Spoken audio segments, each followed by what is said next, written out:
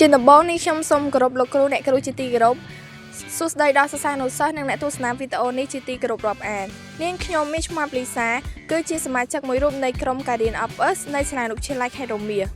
យើងដឹងហើយថានៅលើពិភពលោកយើងនេះរាល់ថ្ងៃកំពុងតែជួបបញ្ហាមួយជាចម្បងគឺការបំរែបំរួលអាកាសធាតុដែលហេតុឃើញបញ្ហានេះជាចម្បងពួកយើងក៏បានលើកយកចំណុចមួយទៀតដែលតកតងនឹងបញ្ហាបំរែបំរួលអាកាសធាតុគឺការកាប់បំផ្លាញចំពោះបញ្ហាគឺដោយសារតែការបាត់បង់ព្រៃឈើច្រើនពេកចំណែកឯដំណោះស្រាយពួកយើងត្រូវចូលរួមទាំងអស់គ្នាដើម្បីដាំឈើ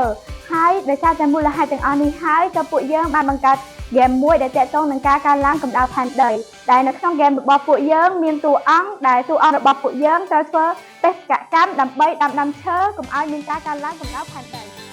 នៅមូលហេតុដែលនាំមកមានការបំផ្លាញព្រៃឈើជាចម្បងនោះគឺដោយសារមូលហេតុមនុស្សពួកយើងក៏បានលើកយកបញ្ហានេះមកសិក្សាស្រាវជ្រាវហើយនឹងបង្កើតជាហ្គេមអប់រំដើម្បីជាដំណោះស្រាយដោយក្នុងហ្គេមអប់រំនោះពួកយើងបានរៀបរាប់អំពីការបំរែបំរួលអាកាសធាតុផលប៉ះពាល់ក៏ដូចជាមូលហេតុផងដែរការបង្កើតហ្គេមនេះដែរ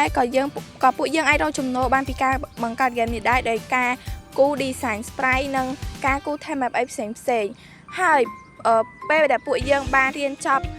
នៅការបង្កើតហ្គេមនេះពួកយើងបានយល់ដឹងនិងចេះជំនាញជាច្រើននៅក្នុងនោះមានបំណិនក្នុងការសហការបំណិនក្នុងការអត់ធ្មត់បំណិនចេះដោះស្រាយបញ្ហានិងបំណិនធននិងបំណិនរឹងជាដើមជាចុងក្រោយនាងខ្ញុំសូមឲ្យសិស្សានុសិស្សទាំងអស់គ្នាងាកមកចាប់អារម្មណ៍កម្មវិធីបង្កើតហ្គេមអប់រំគឺកម្មវិធី GCC និងសូមឲ្យសិស្សានុសិស្សទាំងអស់គ្នាចូលរួមប្រើប្រាស់បច្ចេកវិទ្យាឲ្យមានអត្ថប្រយោជន៍និងអាចដោះស្រាយបញ្ហាបាននៅក្នុងសង្គមរបស់យើងសូមអរគុណ